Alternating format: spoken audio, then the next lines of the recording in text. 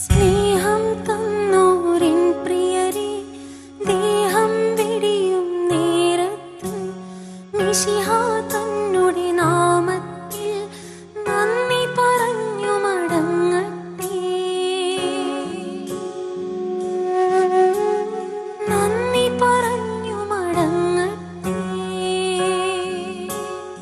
മരണം ഈ ഭൂമിയുടെ അവസാനമല്ല എന്നും ഇനിയും ഒത്തിരി ദൂരം യാത്ര ചെയ്യാൻ മറ്റൊരു ജീവിതമുണ്ട് എന്നും സഭ ധന്യതയോടെ ഓർക്കുന്ന തിരുനാളാണെന്ന്.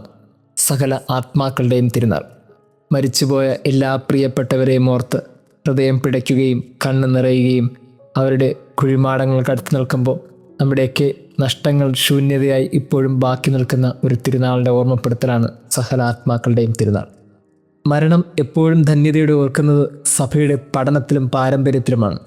അതുകൊണ്ടാണല്ലോ നമ്മൾ ഓരോ ദിവസവും ചൊല്ലിക്കൊണ്ടിരിക്കുന്ന നന്മ നിറഞ്ഞ മറിയമേ എന്ന പ്രാർത്ഥനയിൽ ഏറ്റവും അവസാനം പരിശുദ്ധ അമ്മയോട് നമ്മൾ പ്രാർത്ഥിക്കുന്നത്, ഞങ്ങളുടെ മരണസമയത്ത് ഞങ്ങളോടൊപ്പം ഉണ്ടാകണമേ. ഈ മരണത്തെക്കുറിച്ചുള്ള ചിന്ത അത് സ്വർഗത്തിൻ്റെ ചിന്തയായിരുന്നു, പരിശുദ്ധ അമ്മയുള്ള മാധ്യസ്ഥത്തിൻ്റെ ചിന്തയായിരുന്നു. എല്ലാ കാലത്തും മരണം ഒരു ധന്യതയോടെ പൂർത്തീകരിക്കേണ്ട ഒരവസരമായി സഭ കണ്ടു.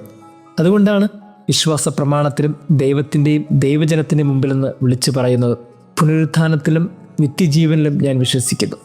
തീർച്ചയായിട്ടും ഇതിനപ്പുറത്തേക്കൊരു ജീവിതമുണ്ട് എന്നും ആ ജീവിതം എല്ലാത്തിൻ്റെയും തുടക്കം മാത്രമാണ് എന്നും ഓർമ്മപ്പെടുത്തലാണ് നമ്മൾ വിശ്വാസ പ്രമാണത്തിലും ഏറ്റുചൊല്ലിക്കൊണ്ടിരിക്കുന്നത്. എനിക്ക് തോന്നുന്നു മരണത്തിനെ ഏറ്റവും മനോഹരമായി വിശേഷിപ്പിച്ചത് മാധ്യസ്ഥത്തിൻ്റെ സഹായം തന്നെയാണ്. അതുകൊണ്ടാണല്ലോ യൗസേപ്പ് പിതാവിനെ നൽമരണത്തിൻ്റെ മധ്യസ്ഥനെന്ന് നമ്മൾ വിളിക്കുന്നത്. ഒരു നല്ല മരണം പോലും സംഭവിക്കണമെങ്കിൽ അതിന് മാധ്യസ്ഥമായിട്ട് ഈ ഭൂമിയിലെ മനുഷ്യപുത്രൻ്റെ അപ്പൻ തന്നെ വേണം. ഇങ്ങനെ എല്ലാം കൊണ്ടും മരണവുമായി വിശേഷിപ്പിച്ച് നമ്മൾ നോക്കുമ്പോൾ നമ്മുടെ ജീവിതത്തിൽ ഇഴുകിച്ചേർന്ന പ്രാർത്ഥനയും വിശ്വാസവും മാധ്യസ്ഥവും ഒക്കെ മരണവുമായി ചേർത്ത് വയ്ക്കാവുന്നതും തന്നെയാണ്. അങ്ങനെയാണെങ്കിൽ ഈ മരണത്തിനെ ഓർക്കുന്ന ഈ ദിവസം നമ്മൾ ധ്യാനിക്കേണ്ട പ്രാർത്ഥിക്കേണ്ട കാര്യങ്ങൾ എന്താണ്? ഇന്ന് ഓരോ പ്രിയപ്പെട്ടവരുടെയും കുഴിമാടത്തിനടുത്ത് നിൽക്കുമ്പോൾ നമ്മളുടെയൊക്കെ ഉള്ളിലുണ്ടാകുന്ന ഏറ്റവും വലിയ വികാരം എന്താണെന്ന് ചോദിച്ചാൽ അത് നികത്താനാകാത്ത ശൂന്യത തന്നെയാണ്.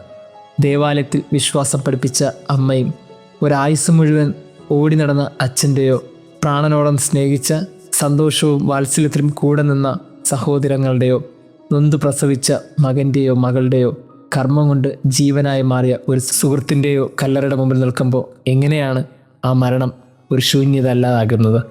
ഇപ്പോഴും നമ്മുടെ മുമ്പിൽ അവർ ഓർമ്മയായി നിൽക്കുന്നു എന്നുള്ളതാണ് ഈ കണ്ണുനീരിൻ്റെയും ഈ നൊമ്പരത്തിൻ്റെയും അർത്ഥം. ഈ ശൂന്യതയ്ക്ക് കാരണം എന്താണ്? ഒറ്റ കാരണമേ ഉള്ളൂ, അവർ സ്നേഹിച്ച് ഈ ഭൂമിയിൽ നിന്ന് കടന്നുപോയി. നമ്മുടെയൊക്കെ മുമ്പിൽ ആർക്കും നികത്താനാകാത്ത, ആർക്കും മാറ്റി നിർത്താനാകാത്ത ഒരു സ്നേഹം നമ്മുടെ ഉള്ളിൽ തന്നിട്ട് പോയി എന്നുള്ളതാണ്. അതുകൊണ്ടാണ് ഇപ്പോഴും അവരുടെ ഓർമ്മകൾ നമ്മുടെ കണ്ണ് നിറയിക്കുന്നതും ഹൃദയം പിടയ്ക്കുന്നതിനും കാരണമാകുന്നത്. പ്രിയമുള്ളവരെ, അങ്ങനെയാണെങ്കിൽ മരണാനന്തര ചിന്തകളെ ഓർക്കുന്ന ഈ ഒരു ദിവസം നമ്മൾ ഓർക്കേണ്ട കാര്യം ഇതാണ്: അവർ ഈ ഭൂമിയിൽ ജീവിച്ചതുപോലെ നമുക്ക് ജീവിക്കാൻ സാധിക്കുന്നുണ്ടോ? അതിന് പ്രധാനമായി നമ്മൾ ധ്യാനിക്കേണ്ട ഒരു കാര്യം ഇതാണ്: ലീവ് ബിഫോർ യു ഡൈ. മരിക്കുന്നതിന് മുമ്പ് ജീവിക്കുക. ഈ ഒരു ചോദ്യം നമ്മുടെ എല്ലാവരുടെ ഉള്ളിലുണ്ടാകണം. നമ്മുടെ പ്രിയപ്പെട്ടവരൊക്കെ ഈ മരിക്കുന്നതിന് മുമ്പ് ജീവിച്ച് കടന്നു പോയവരാണ്, മരിക്കുന്നതിന് മുമ്പ് സ്നേഹിച്ച് കടന്നു പോയവരാണ്. ഒരിക്കലും നികത്താനാകാത്ത ഒരു സ്നേഹം നൽകിയ മനുഷ്യരൊക്കെ പുതിയൊരു തുടക്കത്തിലേക്ക് പ്രവേശിച്ചു എന്നുള്ളതാണ് ഏറ്റവും വലിയ സത്യം. നമ്മൾ ഈ ഒരു ദിവസം ധ്യാനിക്കേണ്ടത്, നമ്മൾ ജീവിക്കുന്നുണ്ടോ? ഒരു ചെറുപ്പക്കാരൻ ദുർമരണം സംഭവിച്ച ഏറ്റവും വലിയ വേദന ക്രിസ്തുവിൻ്റെ തന്നെയാണ്. ആകാശത്തിനും ഭൂമിക്കും മധ്യേ ഏറ്റവും നീചമായി ക്രൂശിൽ പിടഞ്ഞ് മരിച്ചത് ക്രിസ്തു തന്നെയാണ്. ആ മരണത്തിന് ശേഷവും ക്രിസ്തുവിൻ്റെ ജീവിതം ഇത്രത്തോളം ഈ ഭൂമിയിൽ നിലനിൽക്കാൻ ഒറ്റ കാരണമേ ഉള്ളൂ: അവൻ സ്നേഹിച്ച് ഈ ഭൂമിയിൽ കടന്നുപോയി എന്നുള്ള ഒറ്റ കാരണം.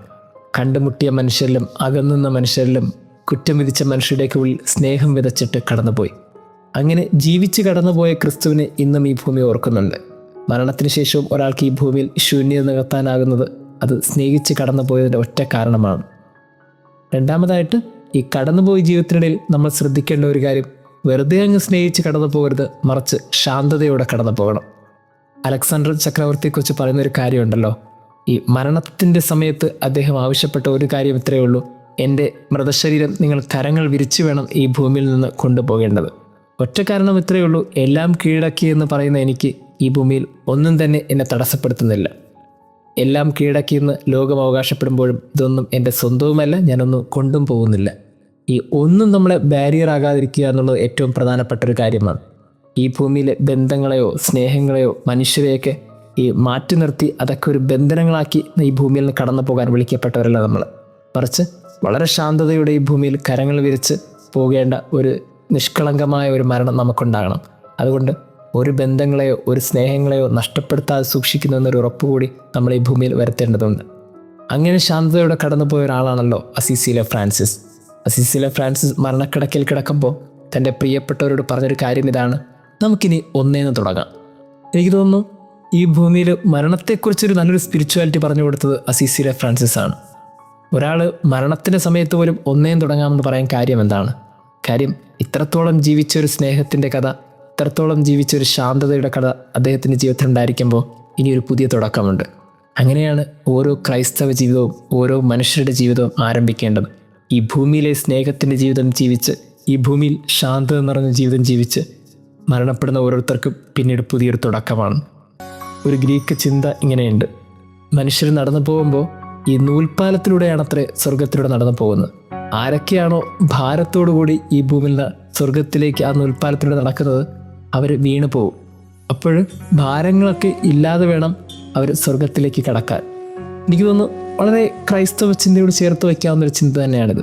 നമ്മുടെയൊക്കെ ജീവിതത്തിൽ ഈ ഭാരങ്ങളൊന്നും ഇല്ലാതെ കടന്നു പോകാനുള്ളൊരു ബാധ്യത നമുക്കുണ്ട്. അങ്ങനെ കടന്നു പോകുന്ന ഓരോരുത്തർക്കും തീർച്ചയായിട്ടും സ്വർഗം കാത്തിരിക്കുന്നുണ്ട്, പുതിയൊരു ജീവിതം കാത്തിരിക്കുന്നുണ്ട്. മരണം ഒന്നിൻ്റെയും അവസാനമല്ല. പ്രിയപ്പെട്ടവരെ ഓർക്കുമ്പോൾ കണ്ണ് നിറയുന്നുണ്ടെങ്കിൽ അതിനൊറ്റ കാരണം എത്രയേ ഉള്ളൂ: സ്നേഹിച്ച് കടന്നുപോയ ചില മനുഷ്യർ, ജീവിച്ച് കടന്നുപോയ ചില മനുഷ്യർ, ശാന്തതയോടെ കടന്നുപോയ ചില മനുഷ്യർ. അങ്ങനെ നമുക്കും ജീവിച്ചും സ്നേഹിച്ചും ശാന്തതയോടെയും അവരെപ്പോലെ കടന്നു പോകാൻ സാധിക്കട്ടെ.